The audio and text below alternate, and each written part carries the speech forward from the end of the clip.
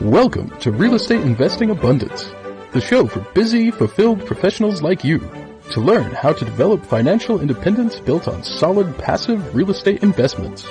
Now, here is your host, Dr. Alan Lomax. Hello, enlightened investors, and welcome back to the show. I'm your host, Dr. Alan Lomax. Delighted to be with you today, and we're going to take a look at not going it alone and how it is that we can form great partnerships to help us to scale fast. With us today is Joel Fine. He is a real estate investor, syndicator, and developer. He's a general partner in 1,200 doors, limited partner in over 17,000 doors across 15 states, and he has been a principal in ground-up development projects spanning 157 acres. His acute business expertise developed over 30-plus years career in high-tech as business owner, entrepreneur, executive program manager, and engineer. And we are so glad to have you with us today, Joel. So take us into the show and share an experience from your formative years that may have helped you to be who you are today. Thank you very much, Alan, and I appreciate the opportunity to talk to you. Yeah, as far as a formative experience, I guess the one that I would point to as the top of mind would be the birth of my oldest daughter back in 1993. So she's coming up on 30 years old now. But back when I transitioned from a married man with no kids to a father with a family, I guess that would be one of the most formative experiences of my life. That was a real transitional period for me, just giving me a very different motivation, a different reason, pursuing my interests, working on my career, developing my skills, really changed my motivation and my level of interest, and gave me a different reason why to do things, why to get up in the morning. Yeah, well, interesting, Joe. Tell us a little bit more about that transitional point in your life. I mean, kids, a birth of a child changes your life in so many ways. But what was most meaningful to you about that transition? I guess it just changed my perspective on why I was doing things. Before, it was really just all about me and my wife making our lives effective and efficient and acquiring the things that we wanted or needed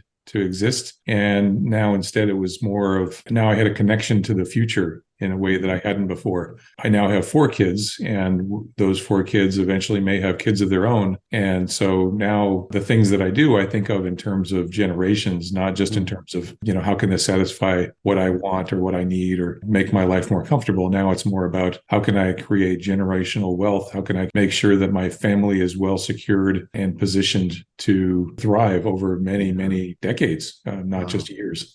Yeah, that is interesting. I wish more CEOs and company owners would look to the future. It seems like most are looking to tomorrow's profits and at most next year's profits. And I think our whole world suffers because of that particular mindset. Yeah, there is kind of a short-term perspective from a lot of people that I think folks could take a little broader view and maybe benefit from that. Yeah, for sure. Well, you started in small multifamily, and then you discovered syndication. Tell us just a little bit, Joel, about those beginning days, and why did you start with small multifamily and not with syndication? Yeah. So at first, I had kind of a layman's understanding of real estate, which was, if I want to get into real estate, I have to go find a property that I can afford to buy. I can rent it out. I read books on that to figure out how to be either a landlord or to hire a property manager. But it was all of a scale that I could handle, that I could do by myself. And that was really, I guess, one of my limiting beliefs that I had to overcome as I transitioned from small to large multifamily, is that I believed at first that I had to do everything on my own. So I would look at properties that I could afford, not the whole purchase price in cash, but at least a down payment. So if I could afford the down payment on a property, then that was sort of the qualification, the start of the filtering to say,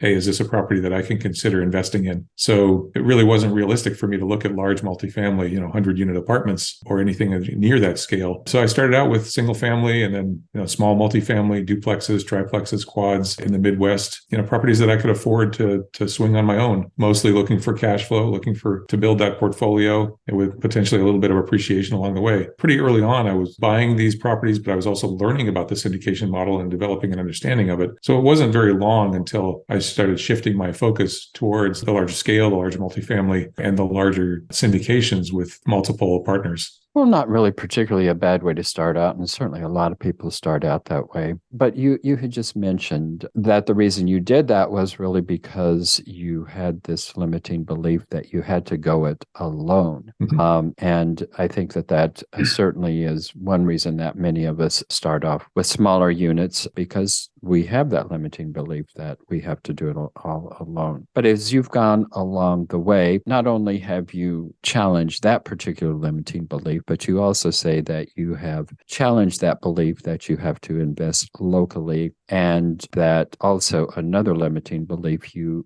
mentioned is that real estate returns are similar in all markets. So talk to us about those particular beliefs and why those are limitations. Oh, absolutely. Yeah. So my early career years were spent in Silicon Valley. After college, I went there to work in high tech, and I spent many years there actually after college. And in Silicon Valley, of course, real estate prices are very high, and it's very difficult to find cash flowing properties. And so to invest in real estate there, you've really got to count on appreciation. Now, in hindsight, the appreciation there has been phenomenal, but I didn't feel comfortable making what I thought was essentially a gamble, a bet on house prices rising. And so I looked at the local market and said, real estate's not that interesting to me. And I made this gross assumption, this invalid assumption, as it turns out, that all real estate markets are similar. So looking around where I was in Silicon Valley, no cash flow, I figured, okay, real estate just isn't really a cash flowing asset. I'll go look elsewhere. And so I put my money in different asset classes, mostly in the stock market, for many years because of that limiting belief. It wasn't until many years later, actually, when my wife and I made the decision that we were planning to move out of Silicon Valley to Texas, that I exposed myself to other real estate markets, that I started learning about real estate in a more general sense, and understanding that markets behave differently, that have different characteristics, in particular, that a lot of markets do have substantial cash flow, and that there's trade-offs to be made in choosing a market, whether you're aiming more for cash flow or appreciation. And you can really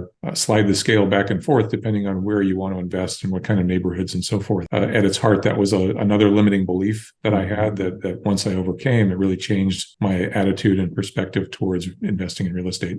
So you've been through a lot of different things: business owner, entrepreneur, project program manager, and also you have gone into development. And just take us, Joel, just kind of through this trajectory from single family operator to syndicator to developer, and just give us some concept as to why it is you have actually transitioned through that process. Sure. So it had a lot to do with the people I met and the things I learned from them along the way. So as I said, early in my investing career, after I started investing in real estate, I started learning about syndication. But initially, I was learning about syndication through meetups that I was attending. There was one particular meetup that I was attending that was run by a group of 4 tech workers who lived in California, where I lived, but were investing in Texas. And they were running syndications to buy large-scale multifamily properties. And these meetups they were running, they would explain what they were doing, one aspect or another. They would talk about asset management or capital raising or hiring a property manager and so forth.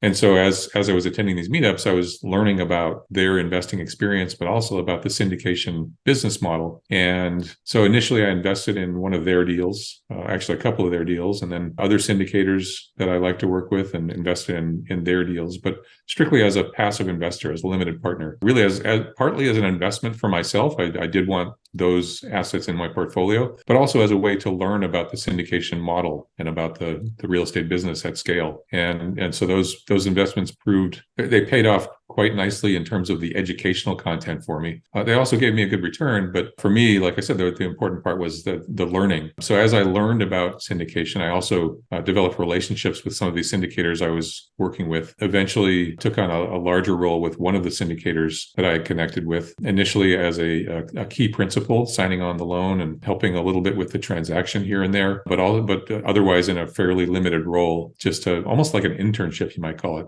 Again, to learn, to understand the business model and how to get into it. Eventually, I shifted my focus into capital raising, helped capital raise for a couple of other general partners, and then started doing my own deals. And then as far as shifting from value add multifamily into development, that's a more recent adjustment that I've made. And again, that was through the connections that I've made from meetups and other events. Met a couple of folks who had been doing development as a family business for many, many years, but they'd been doing it at a fairly small scale. had never raised capital. And I was able to bring capital raising both as an expertise and as a way to connect with other people to help them scale up. So they went from doing, let's say, an 18 or 20 acre parcel to, dozens of acres with maybe a couple of hundred units on the property. In fact, our first project together, which we're still involved in, is a 200 townhome development project in a suburb of Austin, about half an hour south of the city, where we're taking a 20-acre piece of bare land. We're rezoning it with the city that it's in, and hoping soon to break ground and build a townhome community there. So,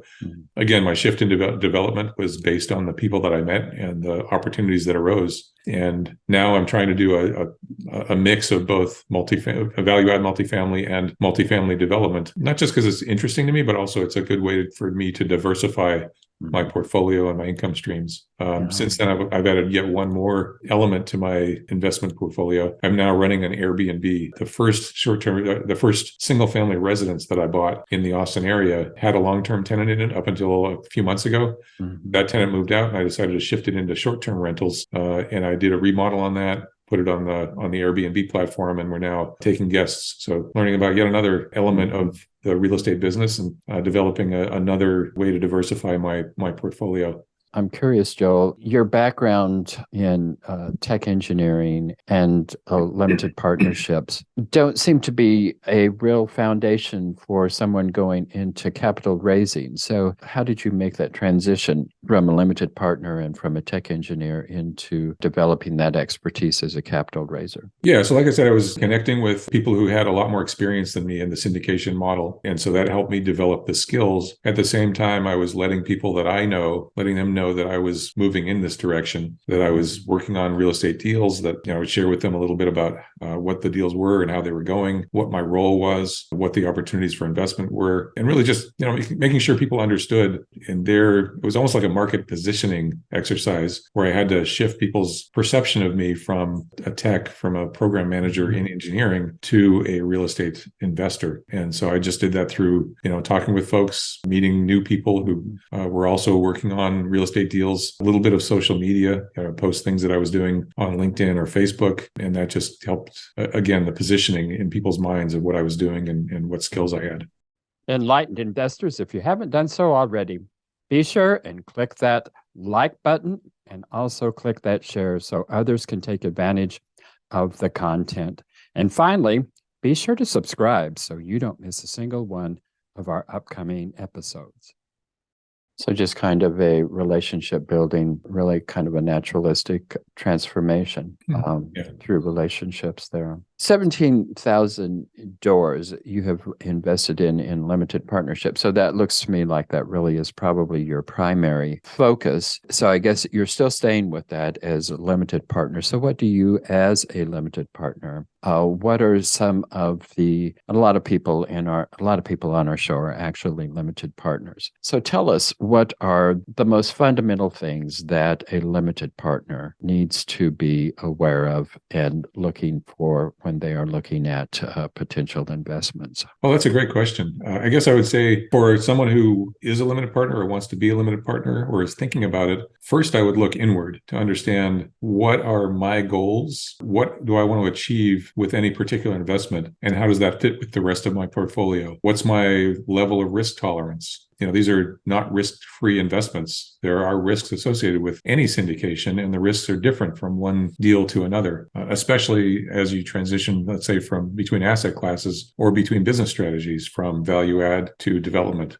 Those risks are very different. The risks are different from one market to another, from one neighborhood to another. And so you've got to think about that. What's your tolerance for risk? What's the tolerance? What's the timeline on which you want to make investments? For anyone who's thinking about being a limited partner, most deals have, let's say, a 3 to 7 year time horizon where the money is completely inaccessible. It's not a liquid investment. There might be some cash flow that comes back from it, depending on the business strategy and the execution. But really, whatever money is invested is going to stay invested for several years. And so it's money that the investor really has to be ready to not touch for a long time and be willing to be out of control. As a limited partner, you don't have any decision authority. The general partners are going to make the decisions not only day to day about what to do with the property, what sort of renovations, who to hire and fire and so forth, but also disposition of the property, when and whether to sell. And so whether that's a 3-year time horizon or 7-year or longer is going to be in the hands of the general partners, in their judgment, what makes the most sense. And so these are all things that anyone who's thinking about becoming a limited partner needs to be ready to take into their portfolio as an illiquid investment that may or may not provide cash flow, that has risks, and on which you have no control. Those are all significant downsides and not trivial, and I try to emphasize that to my investors. On the other hand, they can come back with very positive outsized returns, especially in the development world. Say the risks are high, but also the returns can be very high. And so for someone who maybe has a diversified portfolio, some of these deals can be a nice supplement, a way to goose returns while taking on a little bit more risk or diversifying across different asset classes. Let's say someone who's got a portfolio that's mostly stocks, maybe they could benefit from exposure to real estate because stocks and real estate don't move in the same direction all the time. Mm-hmm. So these are things to consider. First, looking inward, then looking outward. What deals specifically make sense? And for me, the most important element of a deal is the syndicator. Who's running the deal? Who's making those decisions? Who's operating it day to day? Look to the track record, look to the experience, the skills, look to your relationship with the syndicator. Syndications tend to be what I would call retail investing as opposed to wholesale investing of, if you buy a stock, you really don't expect to interact with the executives of the company that you're buying stock in. That's just not something that happens. I'm not, if I buy 50 shares of Facebook, I'm not going to be calling up Mark Zuckerberg asking how things are going or giving him advice. But if somebody's investing in one of my syndications, I'll happily take a phone call from them and I'll chat with them about our business strategy and hear their input. And so there's a potential, I think, for much tighter relationships with syndicators between the limited partners and the general partners. So that's another thing that I would look to as a limited partner is what sort of relationship do I want and expect to have with the syndicator? And is that realistic? Do I know that person? Do I trust them? Do I trust them to make these decisions with the money that they now control, my money that they control? So these are all things that would go into it. Then, you look at the deal itself. What's the market? What's the location of the deal? What's the business strategy? What kind of neighborhood is it in? Did the numbers make sense? Different limited partners have different capacities for analyzing these things. If you're handy with a spreadsheet, you can look at the underwriting and see if you believe the numbers. But if you're not, really, it's all about trusting the syndicator. And so I'd fall back to that. What's the relationship and the trust level there? Well, good advice, Joel. We'll take a moment here and share with us what it is that you offer to our audience and how it is that they can get in touch with you to take advantage of that. Oh, yeah. Fantastic question. So, I do a fair number of deals. I think I did 4 or 5 last year. I hope to do another half dozen this year. I have a website, lakelineproperties.com, LAKELINE, lakelineproperties.com. People can go there and see what I'm up to and look at the investments that I'm already involved in. I'm happy to have people reach out directly to me. They can either use the contact form on my website or email me directly, joel@lakelineproperties.com. And I can connect directly with folks to tell them what kind of deals I'm involved in. Most of the deals that I do require a personal individual relationship. I have to know that investor. I have to have a sense of what their investment objectives and wherewithal is so that I can make an educated judgment as to whether one of my deals is appropriate for that investor. And of course, the investor is going to want to make a judgment about me to see whether I'm appropriate for their portfolio. So if somebody's interested and wants to learn more, they can reach out to me and we can set up a meeting, a Zoom call, a coffee, whatever, and talk about goals and objectives. Do you have opportunities for non-accredited investors? I do. Yeah, those are called 506C syndications, and some of your audience may understand what that means. But basically, that's what I was referring to when I said that investors need to have a personal, individual relationship with the syndicator in order to be eligible to invest. That's an SEC regulation. And so, if I did have one open now, I couldn't talk about it on this podcast because I can't share it in a broad audience. Mm-hmm. But again, I'm open to having those conversations with folks who might want to learn more. Well, great. And all of that information will be in our show notes. Well, Joel, just one last question. If you can share with us one of your biggest setbacks in life and tell us what that was, how you came through that, and what did you learn from that? Let's see. Biggest setbacks in life, I guess I would say back in around 2001, I had joined a startup in Silicon Valley, working on some new networking gear. It was a very exciting, heady time. It was before there was a major dot-com crash right around that time. And the startup that I was a part of was one of the victims of that crash. And so it pretty much disappeared. So I lost my job, lost my income, had 4 young kids at the time. And that was a real challenge, both personally and financially. But really, it turned out to be a great opportunity for me because it allowed me to sort of reset my career, change my perspective, and rethink, how do I want to approach life, my career, my skill base. And I really changed my trajectory after that, tried some new things, connected with my kids in a different way. The next job I had after that, I made sure was much more flexible and didn't consume as much of my time as this startup had. I was working 70, 80-hour weeks at the startup. And so really didn't connect much with my kids, didn't have great relationships with them. And once I left the startup and adjusted my lifestyle, that really changed my relationship with my family and set me on a different path. So it was a setback for sure. But on the other hand, it opened some doors that would never have been opened had it not happened. Yeah. Well, thank you for sharing that with us, Joel, and thanks so much for being with us today. It's been a pleasure having you. Oh, my pleasure. Yeah, thanks for having me. Enlightened investors, don't go yet. I have just a couple of quick requests. You know the drill. Like, share, and subscribe. But we also need your help to build our audience, so please go to your favorite podcast app and leave us a 5-star rating and review. I'll be most grateful. Until next time, prosper and live abundantly. Thank you for tuning in to Real Estate Investing Abundance, brought to you by Steve Talker Capital, a company working for passionate professionals like you to develop financial independence built on solid, passive real estate investments. As part of our efforts to make the world a better place, Steve Talker Capital contributes to activities and organizations committed to better understand the equine. These endeavors attempt to enhance the human treatment of horses worldwide. Steve Talker Capital, working for a world where all creatures, great and small, flourish abundantly. For resources to develop your financial independence, connect with us at stevetalker.com.